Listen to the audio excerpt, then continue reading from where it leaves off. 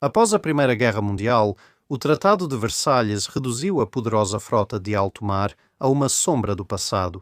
Depois, a frota imperial russa entrou em guerra contra si e potências ocidentais durante e após a Revolução Soviética.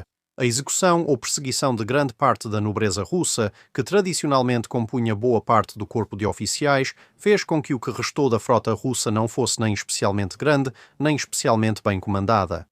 A marinha sueca ficou surpresa ao recuperar de repente o título de frota mais poderosa do Báltico.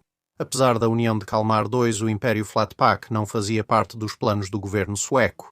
Eles usaram a mudança de sorte como desculpa para cortar o orçamento naval. Essa situação durou pouco mais de uma década, até meados dos anos 1930, quando todos começaram a se rearmar. E isso incluía a Suécia, que estava construindo vários novos contratorpedeiros. A indústria de defesa sueca enfraquecida tinha limitações, e quando os soviéticos atacaram a Finlândia ou Suécia Oriental, surgiram alertas. Parecia urgente obter material de guerra de emergência, mas já era 1939. Todos que poderiam vender navios, aviões ou tanques já estavam ocupados com pedidos de seus próprios países e sem capacidade para atender demandas externas. Exceto pela Itália, que vendia de tudo para todos, contanto que não servisse pizza carbonara em eventos diplomáticos. 3 meses após o início da Segunda Guerra Mundial, uma delegação sueca cruzou cautelosamente a Europa para dialogar com os italianos que ainda não participavam do conflito. Compra de minas, favoritas da Suécia. Torpedos eram semelhantes, mas possuíam motor próprio e podiam se mover. Lanchas torpedeiras transportavam torpedos, contratorpedeiros levavam torpedos e minas. 4 barcos Mars foram comprados e enviados à Suécia como Deck Cargo MAS 506, 508, 511 e 524, sendo redesignados T11, 12, 13 e 14 no país. Após negociações, os italianos aceitaram se desfazer de 2 antigos contratorpedeiros classe Seller com menos de 1000 toneladas. Já eram quase grandes barcos torpedeiros. Porém, o tamanho reduzido e calado raso atendiam bem aos objetivos suecos. Os 2 navios selecionados foram o Bettino Ricasoli e o Giovanni Nicotera, que, é claro, foram renomeados para Pack e Cylinder, respectivamente. Foram adquiridos 2 navios classificados como barcos torpedeiros, Speaker e Astore. Eram 10 anos mais novos, deslocavam menos, mas eram um pouco mais rápidos e melhor armados para o ambiente moderno. Estes foram renomeados para Rômulo e Remo, mas todos eram grandes demais para serem colocados no convés de um cargueiro. Eles precisavam ser levados aos novos lares, enquanto os 4 navios iam aos estaleiros de La Spezia para serem preparados. 425 homens foram designados para a tripulação do navio de passageiros. Patrícia, que foi enviada da Suécia, após ter sido requisitada para o serviço naval com a intenção de que também atuasse como uma espécie de nave-mãe na viagem de volta. Além de transportar todas as peças de reposição e munições que vieram com o acordo para os navios, mais todos os torpedos e minas extras que haviam sido comprados separadamente. Como as pequenas embarcações não tinham combustível suficiente, não podiam chegar à Suécia. O navio-tanque Castor foi enviado a Lisboa como ponto de abastecimento. O plano era navegar com uma tripulação de italianos e suecos até Lisboa para que os suecos conhecessem seus navios. Depois, os italianos voltariam para casa e a flotilha seguiria pelo Canal da Mancha, cruzando o Mar do Norte até Gotemburgo, sob comando de Thorsten Hagman. A chamada Guerra de Mentira, ou Sitzkrieg da Segunda Guerra Mundial, terminou de forma dramática. Com isso, houve a ocupação alemã na Noruega, Dinamarca, Bélgica e Países Baixos. Isso significava que o risco de navios serem atacados por engano ao cruzarem a zona de guerra no leste do canal era considerado alto demais. Navios precisariam contornar o Reino Unido e seguir pelo Mar do Norte. Com o aumento da beligerância italiana contra os aliados, decidiu-se que as tripulações suecas viajariam sozinhas desde o início. Tudo foi mantido em segredo. O mundo só soube quando a formação surgiu em Cartagena, Espanha, em 21 de abril.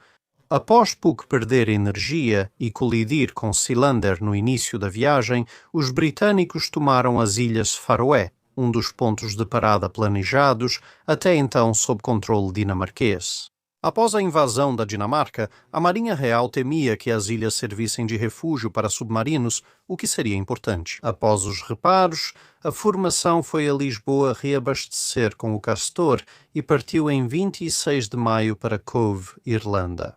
O Castor tinha velocidade máxima inferior à de cruzeiro dos demais, por isso navegou de forma independente. Eles voltariam a se reunir na Ilha Esmeralda em 2 de junho. Os destroyers e o Patrícia chegaram, e este último embarcou suecos que decidiram voltar para casa. Enquanto esperavam, não havia sinal do Castor nem óleo à venda em Cove. Patrícia improvisou linhas de transferência de combustível para abastecer os destroyers e todos seguiram para os faraós. Um cruzador francês encontrou o Castor e, desconfiando de um petroleiro sozinho na área, os aliados colocaram uma tripulação de prêmio nela e a enviaram para Casablanca para inspeção. Embora tenha sido livrada após alguns dias, agora ela estava muito atrasada em relação ao cronograma. Em 19 de junho, o navio de passageiros e contratorpedeiros ancoraram em Torhaven, Ilhas Faroé, no fiorde de Scala, aguardando o petroleiro atrasado. E então você pode imaginar a surpresa deles quando, na manhã seguinte, em vez do Castor, as silhuetas ameaçadoras dos contratorpedeiros Tribal, Tatar, Maori e Moshona chegaram ao fiorde e apontaram seus canhões para os navios suecos. Cada contratorpedeiro britânico tinha mais poder de fogo que quase toda a formação, e o comandante Hagman se perguntava o que ocorria. O Castor apareceu mais tarde naquele dia, mas os britânicos ordenaram que ancorasse separado. As respostas vieram do capitão Castlan, comandante da 6ª Flotilha de Contratorpedeiros, que embarcou no Puki vindo do Tatar por barco. Ele disse a Hagman que os navios seriam apreendidos para não caírem com os alemães. As tripulações iriam ao Reino Unido e depois poderiam voltar para casa. E Hagman foi impedido de usar seus rádios para informar o que ocorria.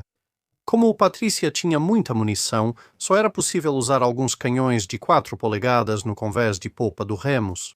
Hagman não podia discutir naquele momento. Os britânicos declararam que estavam invocando o direito de Angari, que não era algum ritual estranho centrado em um sujeito particularmente mal-humorado da vizinhança. Na verdade, era uma antiga parte do direito internacional que remontava a antes do período medieval.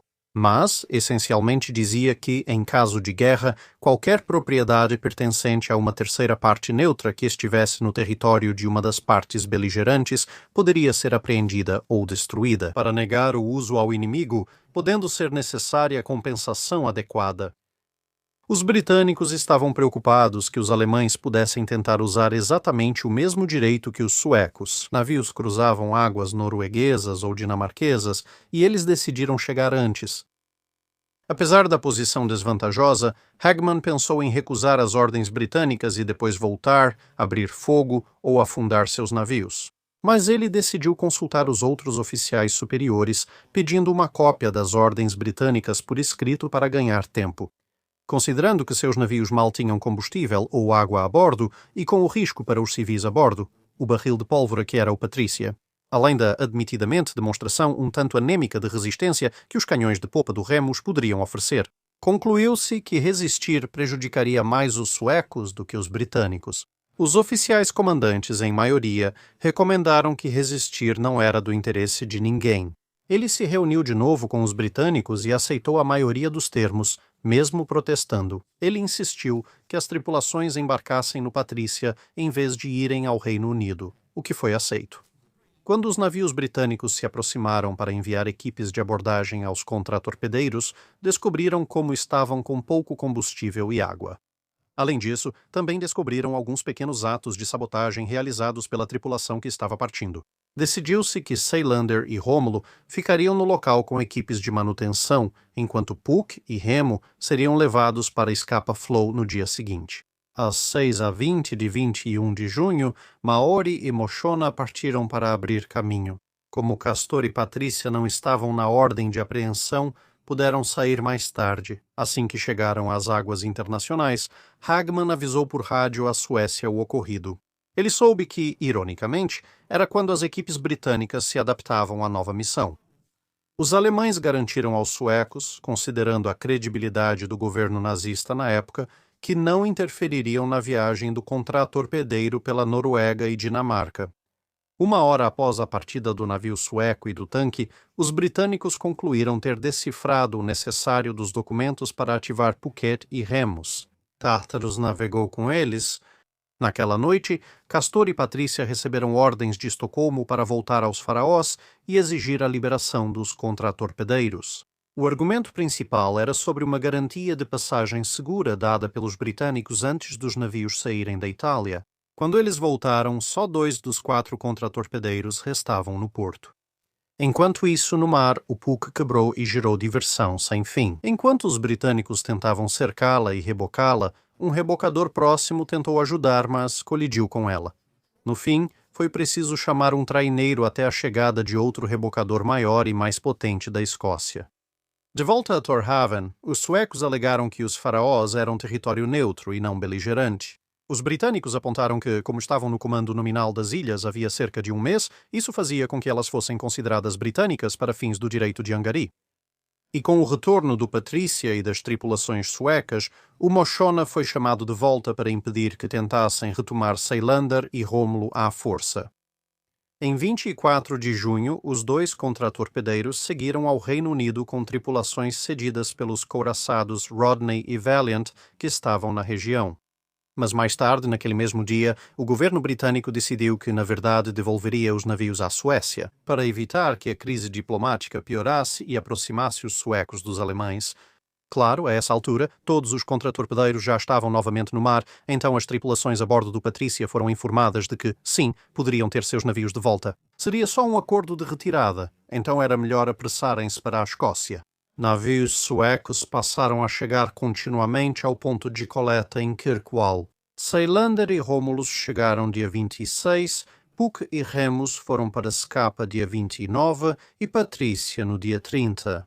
Com a entrega formal dos navios realizada no dia 2 de julho, infelizmente, a tripulação de prémio pareceu ter levado o pequeno ato de sabotagem e a viagem francamente horrível que sofreram até a Escócia para o lado pessoal. Constataram que quase todos os itens soltos foram roubados, exigindo mais tempo em Kirkwall durante os reparos nos estaleiros britânicos. Todos os danos foram reparados gratuitamente, com uma nota de desculpas e 1 milhão de coroas, cerca de 58 mil libras, como compensação, ou o preço de uma corveta classe Flower barata, segundo algumas estimativas. Com a entrega feita, os contratorpedeiros Patrícia e Castor partiram para a Suécia em 5 de julho.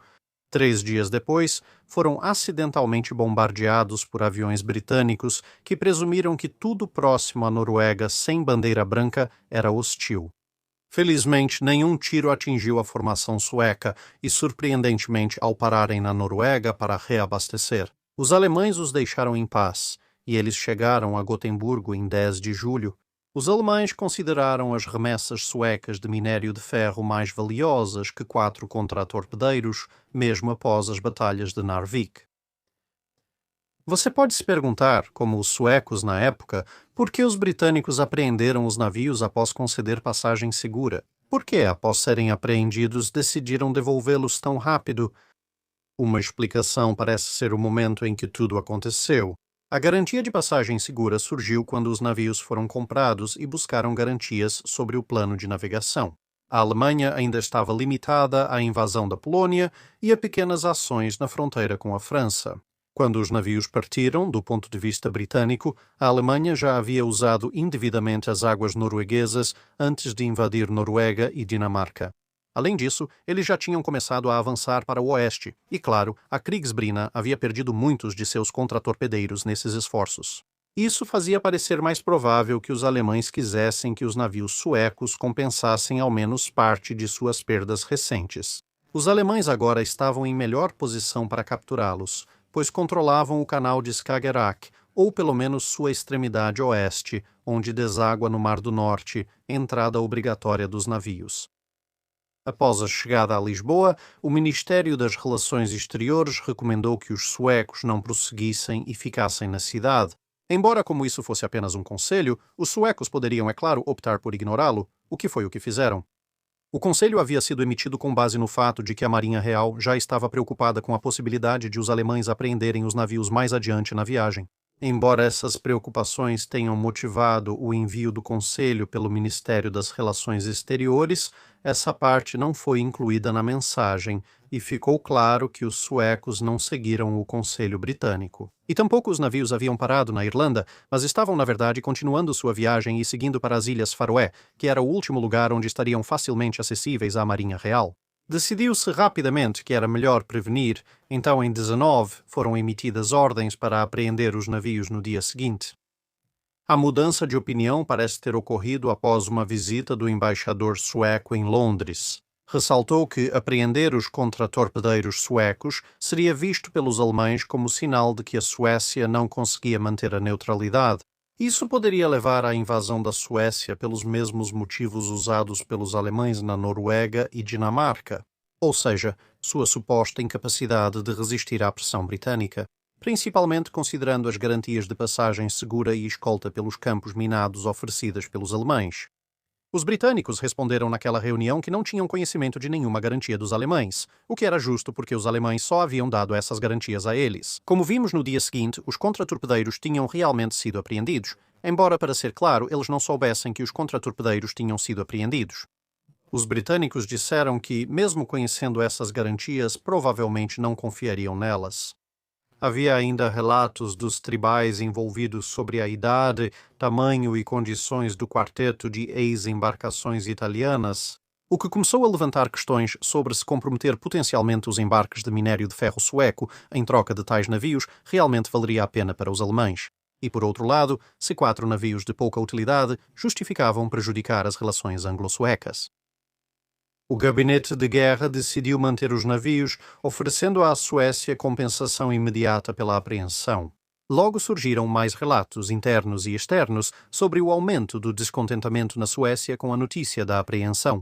Além dos relatos preocupantes sobre a navegabilidade dos navios no Mar do Norte, as tripulações de prêmio da Marinha Real vivenciavam essas condições diretamente. Quando os 2 primeiros navios seguiram para a Escócia, houve uma mudança de planos e decidiram liberá-los, enquanto aguardavam garantias sobre outros carregamentos de armas e aeronaves encomendados de outros países para evitar que fossem apreendidos pelos alemães no trajeto. Com tudo resolvido, a situação terminou e, por sigilo de guerra e possível constrangimento sobre o ocorrido, ela simplesmente deixou de ser mencionada e foi permitida a cair no esquecimento da maioria das pessoas. Se soubessem disso, os suecos também descobririam quase o mesmo. As tripulações de prêmio da Marinha Real tinham. Os antigos Puck e Seilander eram frágeis, balançavam muito em águas agitadas e exigiram grandes reformas para operar minimamente no Báltico. Eles serviram por poucos anos antes de serem reservados por suas tripulações no fim de 1943 ou início de 1944. Foram descomissionados em 1947, usados como alvos e desmontados em 1949, mas os mais novos Rômulo e Remo, embora menores, provaram ser um pouco mais adequados para os usos suecos. Eles permaneceram em serviço até o fim dos anos 1950, recebendo várias atualizações, e foram desmontados no início dos anos 1960. Curiosamente, eles sobreviveram aos antigos captores, pois Moshona e Maori foram perdidos em ataques aéreos em 1941 e 1942. Tartar sobreviveu à guerra, mas foi vendido como sucata em 1948 por estar desgastado. Na verdade, os primeiros e últimos navios perdidos nessa história foram os auxiliares. O Castor seguia dos neutros Estados Unidos para Gotemburgo levando combustível. Em março de 1941, ela foi afundada pelo U-46 a leste-sudeste da Groenlândia, com 15 tripulantes. Os 21 sobreviventes foram resgatados por um navio mercante britânico. Porém, o Patrícia nunca voltou aos seus dias. Como navio de passageiros, serviu como apoio a submarinos da Marinha Sueca por décadas, sendo desmantelado no início dos anos 1970. É isso para este vídeo, obrigado por assistir. Se você tiver um comentário ou sugestão de navio para analisarmos, deixe-nos saber nos comentários abaixo. Comente no post fixado para dúvidas sobre o dique seco.